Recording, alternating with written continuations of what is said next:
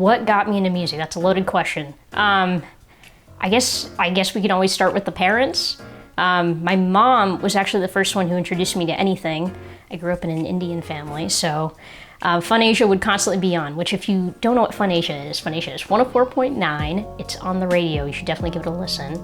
But they play Bollywood music all day long, and that's what me and my mom would listen to every single day. And then it would be a complete swap 180 whenever I'd go sit in the car with my dad, because we would listen to rock music, which I think is, I'm gonna mess up the radio station number for that. But as soon as I figured out on my own what the cool kids were listening to in 6th grade, we switched to 106.1 KISS FM. But yeah, I think once I got to middle school, that's when I kind of came into my own of what music I personally like, which happened to be everything that departed from my parents. But that was my coming to identity, I guess, just finding jazz, gospel, and pop music in general. But where did the Discman come in? That's a fun question. The Discman actually came from me being in UIL, which if you don't know what UIL is, it's a school competition that you do. And I was in a spelling contest, and back then they used to make, this was like, what, 10 years ago? Not that old, hopefully. They used to make CDs with just the spelling words on them and repeat them back to you. And so I'd put them in my my mom gave me her Discman for it, put them in there, and I'd listen to them with it on. But I don't think it was until like 2 years later when I realized that I could put CDs of music in there and then listen to whatever I wanted. And so the second that realization kicked in, music technology just grew as a passion as well as music production. So yeah, the Discman has been with me for a while, but that and the different tastes of music that my parents brought me up with is definitely what made me grow to love it myself. So let's see. I didn't actually know production was a thing until I think, honestly, when I came to college. It was a wild experience. So if you don't know already, one of my favorite producers is Charlie Puth, who will forever be on my wall, just because he's one of those people that came out of college. He did a music production degree, but you never see that until he started doing interviews when I think we were in middle school, so maybe when we were 14 or 15. And that was the first time where I saw that someone was making music, but I always had this assumption, I think it's true for a lot of people, where you just assume that whoever sang on the song made the song. Like, people will say, well, take a song like Stay, that's by the Kid Laroi and Justin Bieber, but that's not true at all. Charlie Puth produced that. He produced it with a lot of other people, and there were songwriters on that. And so it wasn't until I came to college when I realized that there was a process to making the full song. There's people who songwrite, but there's someone who comes up with the production and the melodies behind what they're writing on top of. And then to that same degree, then you have the artist come on top of that. There's also a vocal producer, then there's people who mix, there's people who master to make the song one full-length recording that's just beautiful to listen to in any speaker, whether it's my laptop speakers, my phone speakers, my car speakers, very important speakers, we love our cars. But yeah, so I didn't take my first production class till sophomore year, fall, and that was really eye-opening and really amazing. So it really hasn't been that long. It's been 2 years in me producing.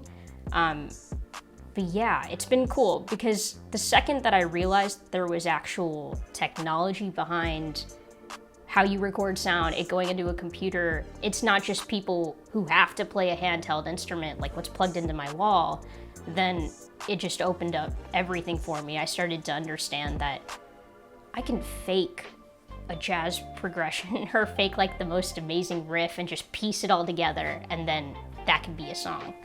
And I think that was really eye-opening for me, and I just love production because, one, I'm an engineering student, but it's nice when you can kind of break things down and understand how to make something from scratch, and that's exactly what production is, but it's a creative outlet for me because I get to make something that I love listening to. So that's what got me into production. Production itself is just, I don't want to say just, because there's a lot that goes into it, but the role of a producer is honestly to bring out the best in the artist themselves. So whatever they want to write about, whatever they want to talk about, it's complementing that with a background melody that matters. Because at the end of the day, if you can strip back a song to its roots and it's a good song. But if you can add instrumentation and you can add vocal production that makes a song stand out, then you've made something that people will sing for generations. So production's cool in that way, and producers are really important, and I wish people would look at production credits a lot more because they're amazing. Like I said, getting into production was a bit of a journey. I didn't really realize it was a thing until I got into college. But what was really nice about getting into it is once I realized that it was there and that it was something that I could do just from a basic skill perspective, it was nice because my friends immediately welcomed it. My friend who lives down the hall, Narathy, she was amazing about it because there would be multiple nights my freshman year before I even realized this class was a thing and before I realized production was a thing, where I would just be, and I have this conversation with my dad a lot as well, of you don't see a lot of female producers, but you also don't see a lot of Asian producers. Like, I think to my taste of a lot of songs, one of my rabbit holes that I go down a lot, which is I'll look at some of the songs that I really, really love, and the producers will all be the same. And it tends to be this niche group. Like, a lot of them will be my personal producers who I tend to listen to a lot of is TB Hits, aka Tommy Brown, who does a lot of the Ariana Grande albums and has a bunch of the Bieber hits. You have Benny Blanco, Charlie Puth, Max Martin has done a lot, and Monsters and Strangers. And it's a group of, they're not female, they're not Asian American, they're not Asian. And so that was kind of something that I always struggled with whenever I did make music of, I can do the skill, and I'm glad I can do the skill, but who's gonna listen? Like, will anyone care? And so that's kind of what we also talked about before, which was when I'd watch interviews like Eric Nam, who finally got attention in like a US media interview, it was eye-opening to see that somebody else was struggling with that identity issue of, I want to make music in this country that I grew up listening to, R&B, pop, but record labels here aren't going to endorse that. It's not what they're used to. And so that's why also I think the nice thing about the music industry, with it rapidly changing into no longer being a record label market, but like independent artists through apps like TikTok, weirdly enough. It's a nice thing because now I think the community is opening up beyond just the people around you. So my parents will support me, and I have wonderful friends who support me, and like even the Blanket identity, but now it's a growing community beyond just this room, the safe space of people actually are starting to care about more identities and see, oh wait, I'm seeing the discrepancy of those few producers on every song. Why am I not seeing more representation? And I think that if once people also realize that, once again, the making music process is beyond just the artist, that will become even more of a realization of there's more people that produce music that should have a shot at making some of the mainstream stuff. But yeah, Eric Nam, I heard from one of the people at Blanket Identity, has made an album that's more tailored to what he wanted to make all along. And I think that's a really important step, and I hope that gets the attention that it deserves. But yeah, that's the same way. I'm lucky that I've had a small community that's always encouraged me to make music. It's just about getting into that bigger community and trying to get them to also want to make those choices. That's an interesting question, because I think if you would have asked me back in high school what I wanted to be, I've always had these brief moments where I remember telling my parents I wanted to be a choir director, or I wanted to sing for life. And I remember how those conversations would go. My parents would definitely go, yes, it's something that you do and it's something that you're passionate about. It's a good hobby, but I don't know that it's lucrative, which I think is very much the mindset of when you grow up in an Asian American family of, we immigrated to this country for you to have a better life, but also realize that you can't squander that opportunity. To that same effect, I think my counter argument has always been to not squander that opportunity. I should do the thing that I'm passionate about as what I do for a living, because I lose sleep over music. That's obvious, but I'd rather lose sleep over a job that I fully care about rather than something that I don't. So going back to your question, and remind me if I missed something, what do I want to do in 10 years? Well, thankfully I found production when I did, because I've acquired all the skills that I need to at least be a producer to the level that I want to be. Hopefully in 10 years I'm producing for other people, if not myself. But yeah, production is a really fun time because once again, you're finding the thoughts of somebody else and what they want to talk about. And the music you make with different people is awesome. It's never the same vibe in the studio. I say this from my home studio and people are just coming into my bedroom, but I think that's what makes it so comfortable. You can go into almost anywhere and the dominating theme is that they're just here for the music and you're trying to make something together that's really special to both of you. So I hope I'm producing at the very least, maybe a little bit of songwriting, but I'm not that great with my words.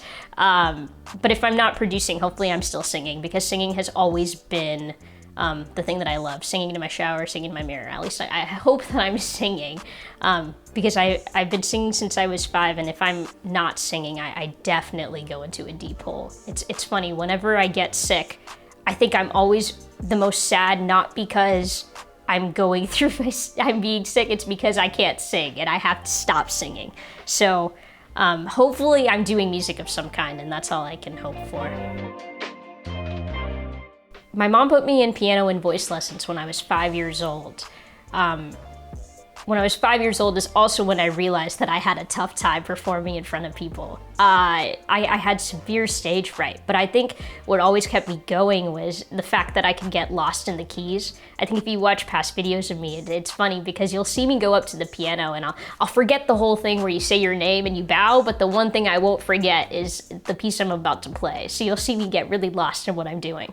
Yeah, started when I was 5, and then since then, I think it was just a series of choices that were made that just ended up going the right way. When we got to middle school and we had to pick either an instrument or my voice for choir, my mom was very much like, we're not buying you another instrument, it's gonna be choir. And I went, fine. So yeah, that's when I started going into choir. I was in choir since 6th grade, been in it till 12th grade. I did university chorus in college, but it hasn't fit my schedule too often, so sadly I just sing in my room or to my wonderful cuddle buddies. But yeah, other than that, it's pretty much been whatever I'm listening to at the moment. I'll isolate that and I'll try to learn the production on it. I have vivid memories of me being in high school and playing my music way too loud in my earbuds, because that'd just be me trying to figure out different parts and layers of certain music that I love. But yeah, my piano travels with me everywhere simply because I've had it all my life. It's that one emotional support thing that you have with you always, and it's evolved. I have an upright back home, but this one is just like a plug-in keyboard to any wall has been with me since I think middle school. And then as soon as I got my MIDI keyboard, it was awesome because now it's like even more portable. Gotta love music technology. But yeah, that's basically what I can do musically, I guess.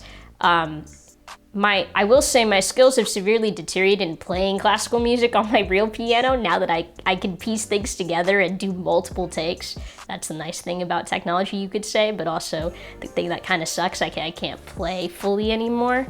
But gosh, production's a lot of fun, and especially when you have other people in the room, it's almost like performing, the high of performing, but also the high of making something that you both care about. But yeah, music will always be a love of mine, and I love it, yeah.